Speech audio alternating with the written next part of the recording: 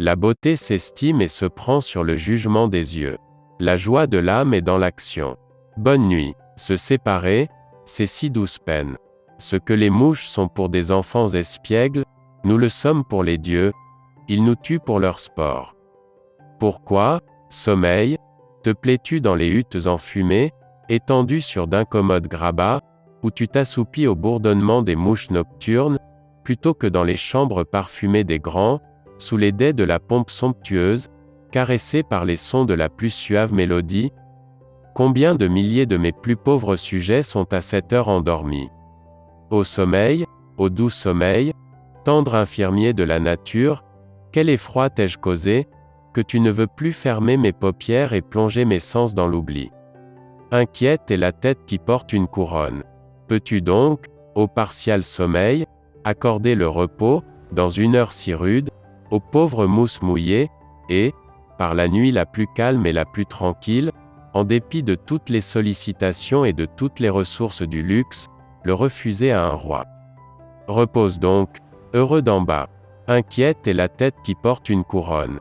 En un mot, j'ai fait 1000 choses horribles avec l'indifférence qu'un autre met à tuer une mouche, et rien ne me fait vraiment de la peine que la pensée de ne plus pouvoir en commettre 10 000 autres.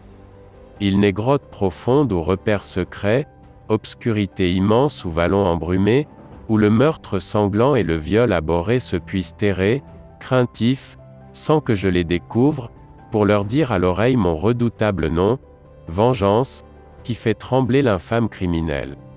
Andronicus, ne souille pas ta tombe de sang. Désires-tu t'approcher de la nature des dieux? Rapproche-toi d'eux en étant miséricordieux. Douce miséricorde et de noblesse le vrai blason. J'exige de toi un serment.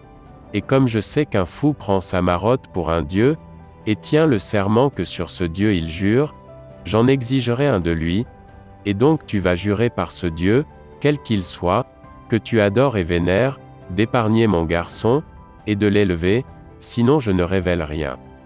Ô terre, je t'offrirai davantage de pluie distillée de ces deux ruines que le jeune avril et toutes ses giboulées. Au plus sec de l'été je t'arroserai sans cesse, l'hiver, à chaudes larmes je ferai fondre la neige et vivre sur ta face un éternel printemps, si tu refuses de boire le sang de mes chers fils. Nous ne sommes que des arbrisseaux, et non des cèdres. Si tu veux seconder mon parti de tes amis, j'en serai reconnaissant, et la reconnaissance est un oblide digne salaire pour les âmes généreuses. La reconnaissance est un noble et digne salaire pour les âmes généreuses. Si ma vie dément jamais ce que je dis là, je n'ai jamais écrit, je n'ai jamais aimé. L'amour n'est pas le jouet du temps, bien que les lèvres et les joues roses soient dans le cercle de sa faux recourbée. L'amour ne change pas avec les heures et les semaines éphémères, mais il reste immuable jusqu'au jour du jugement. Oh! Non, l'amour est un fanal permanent qui regarde les tempêtes sans être ébranlé par elles, c'est l'étoile brillant pour toute barque errante, dont la valeur est inconnue de celui même qui en consulte la hauteur. N'apportons pas d'entrave au mariage de nos âmes loyales. Ce n'est pas de l'amour que l'amour qui change quand il voit un changement, et qui répond toujours à un pas en arrière par un pas en arrière. L'amour ne change pas avec les heures et les semaines éphémères, mais il reste immuable jusqu'au jour du jugement dernier. Et si cela est faux et qu'on me le prouve, je n'ai jamais écrit, et nul n'a jamais aimé. Heureuse répartie qu'a souvent la folie et que la raison et le bon sens ne trouveraient pas avec autant d'à-propos. Avant tout, sois loyal envers toi-même, et aussi infailliblement que la nuit suit le jour, tu ne pourras être déloyal envers personne.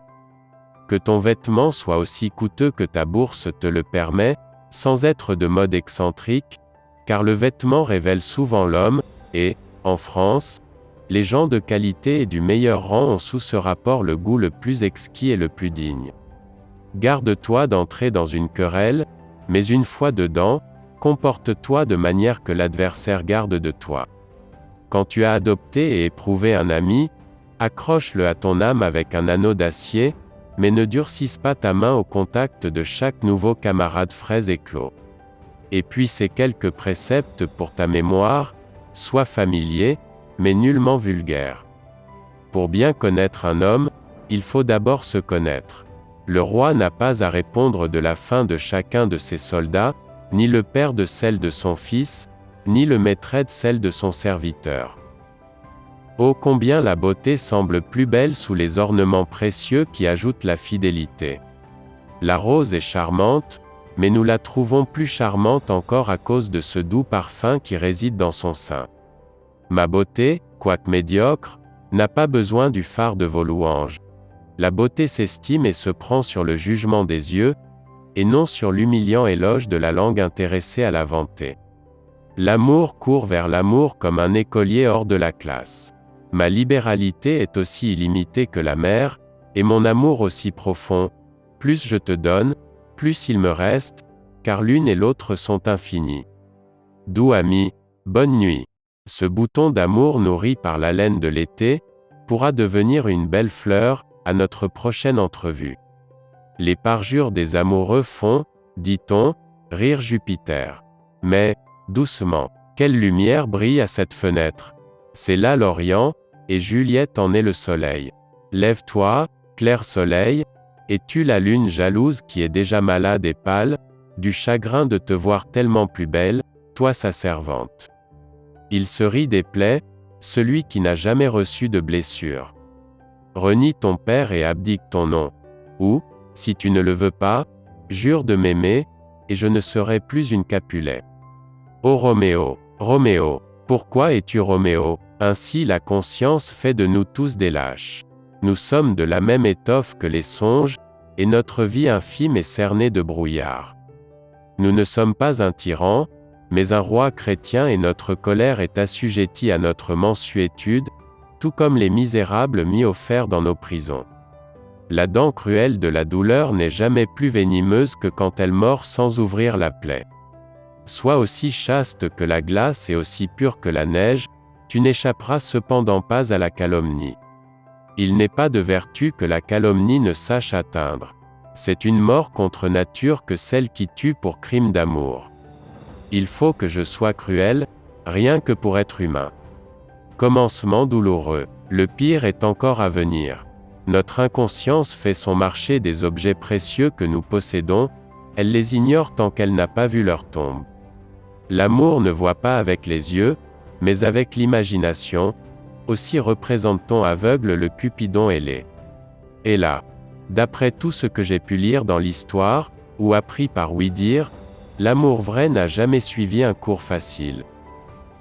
Vos yeux sont des étoiles polaires, et le doux son de votre voix est plus harmonieux que ne l'est pour le berger le chant de l'alouette. Il y a plus de choses sur la terre et dans le ciel, Horatio, qu'il n'en est rêvé dans votre philosophie. L'amour ne voit pas avec les yeux, mais avec l'imagination. La mémoire est la sentinelle de l'esprit. La mort qui a sucé le miel de ton haleine n'a pas encore eu de pouvoir sur ta beauté. Vous connaissez sans doute le proverbe, 2 personnes, hormis une, peuvent garder un secret. La première chose que nous ferons sera de tuer tous les avocats. Étoiles, cachez vos feux. Que la lumière ne voie pas mes sombres et profonds désirs. Que mon œil ne regarde pas ma main, mais pourtant qu'elle accomplisse ce que mon œil n'osera regarder une fois fait. Que ceci soit la pierre où votre épée s'aiguise. Que la douleur se change en colère. N'émoussez pas votre cœur, enragez-le. Oui, voilà l'amour vrai, il ne peut rien dire. Sa sincérité se distingue par les actes bien mieux que par les paroles. Ses plaisirs étaient autant de dauphins qui s'ébattaient au-dessus de l'élément où il vivait. L'étreinte de la mort est comme la morsure d'un amant qui fait mal et qu'on désire.